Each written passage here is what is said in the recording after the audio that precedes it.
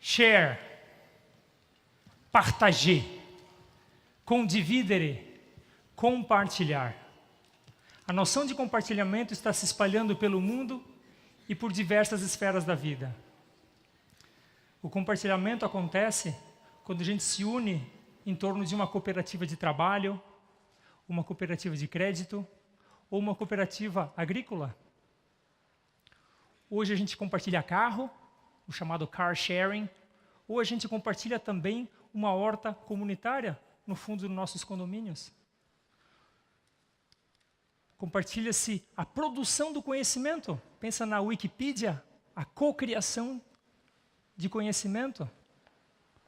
Hoje compartilha-se casa, meios de transporte, entretenimento. É crowdsourcing, é crowdfunding, é crowdsensing, é crowd de tudo que é tipo. Mas, em essência, o que a gente está falando aqui é de mudar de uma lógica da posse pela lógica do usufruto de algum bem ou de algum serviço. Eu não sou um cara da TI, não sou designer, eu sou um professor de administração pública, sou um pesquisador, tenho doutorado na área de ciência política e sempre fico me intrigando, pensando, como é que pode essas tendências de compartilhamento que já estão tão difundidas na economia, na sociedade, ainda não terem avançado para a política. Quando uma pessoa assume um cargo eletivo, o que a gente diz que ela está fazendo? Tomando posse.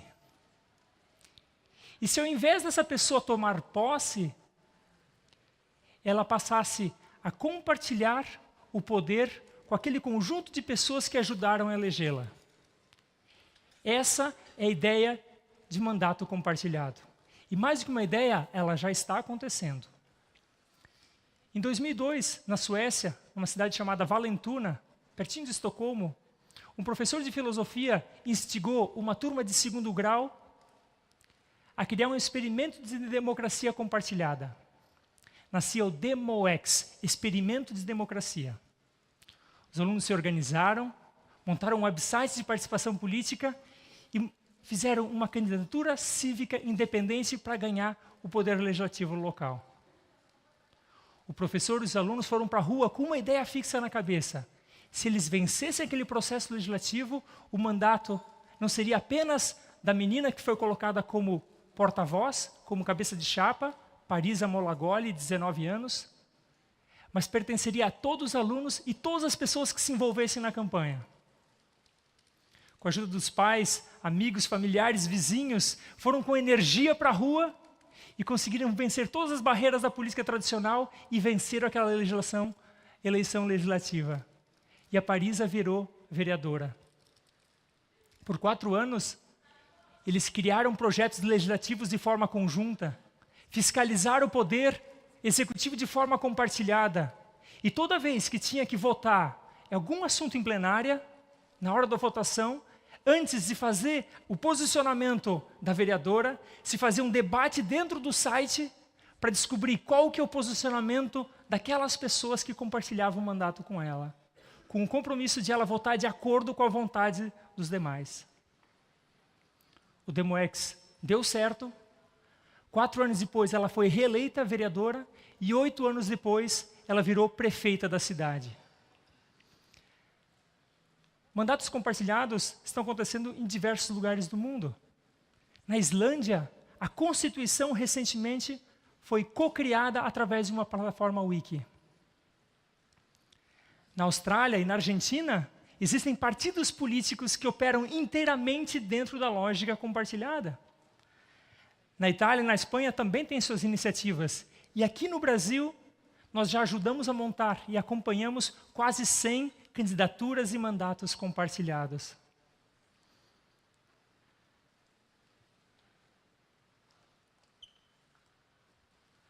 Mas por que será que até hoje os mandatos compartilhados não são predominantes na sociedade?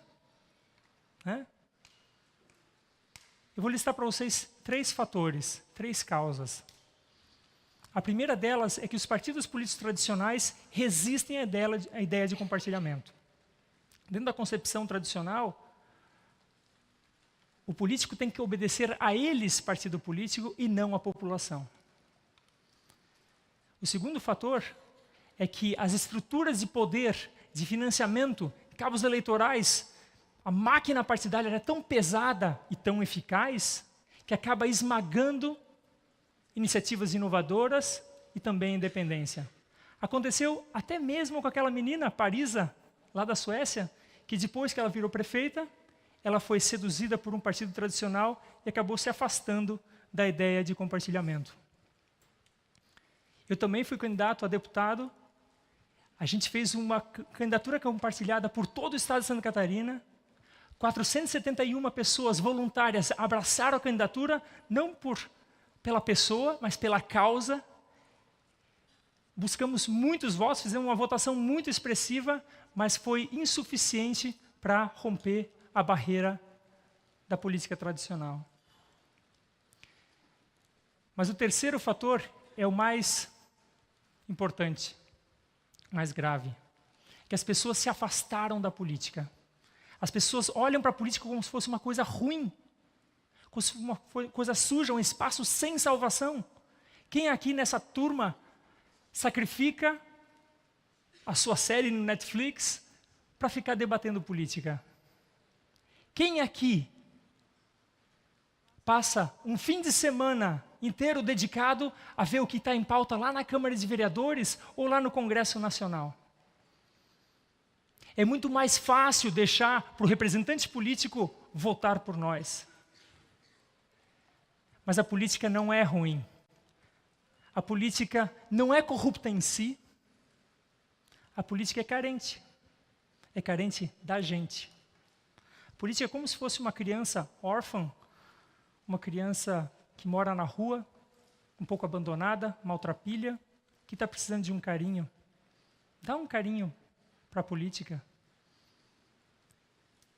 Esse carinho e essa aproximação é que pode fazer um mandato compartilhado funcionar. Afinal de contas, o mandato compartilhado não tem um modelo único, uma receita de bolo, ele está aí para ser co-criado. Vocês podem fazer um mandato compartilhado, por exemplo, com 5 pessoas, que saem para a rua pedindo voto junto, com compromisso depois, cada um ter 20% do poder de voto.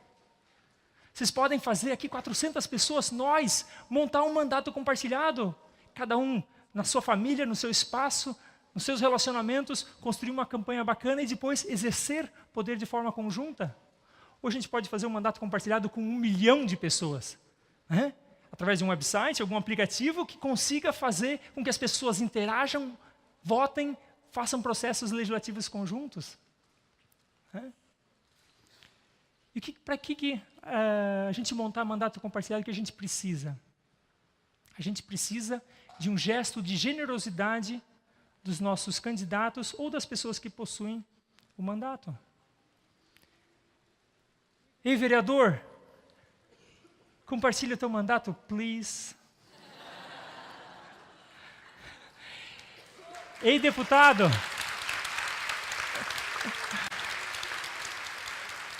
Cadê o deputado? Cara, faz uma campanha compartilhada. Senador, veio. Cara, abre essa caixa preta, nós estamos no século XXI. Né? Esse gesto de generosidade, ele tem que vir acompanhado de um segundo elemento, que é a nossa vontade de participar. Mas aí vem a chave. Será que nós queremos participar? Será que nós temos capacidade, discernimento e informação para participar? E a terceira pergunta, prestem atenção. Será que no momento de tomar decisão sobre qualquer pauta, você votaria de acordo com o seu interesse individual? Ou você pensaria no interesse coletivo? Para a gente simular essa última pergunta, eu vou fazer uma simulação aqui com vocês. Um caso hipotético, tá? Vou pensar o seguinte. Pensem que vocês residem numa ilha, no sul do mundo, numa ilha que começa com F e termina com Polis. Uma ilha que está estrangulada do ponto de vista de concreto, com muito congestionamento e deterioração da mata nativa. Pensa que nessa ilha existe dentro da Câmara de Vereadores, em pauta, a discussão sobre o plano diretor. O que é o plano diretor? É o ordenamento do espaço urbano. E lá eles estão votando um tema muito específico, que é a altura máxima dos prédios. Certo? Pode ser de 1 andar, 2, 3, até 10 andares. Certo? Cada um de vocês aqui tem um terreno, certo?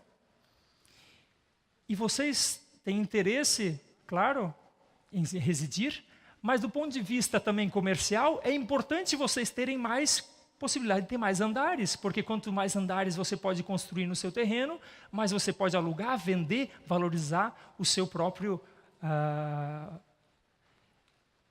sua propriedade imobiliária.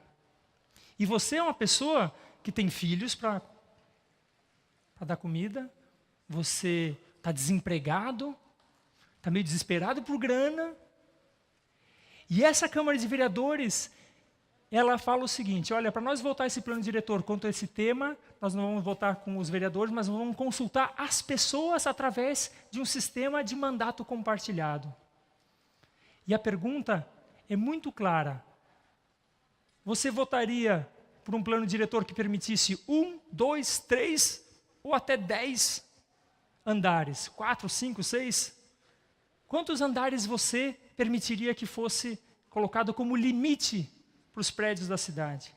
Vai de 1 até 10.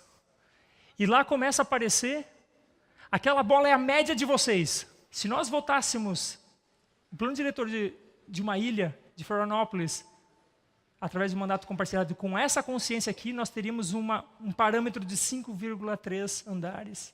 Eu não vou discutir o mérito aqui, se é bom ou ruim, não tem certo nem errado, a opinião popular é a opinião que tem os seus dilemas.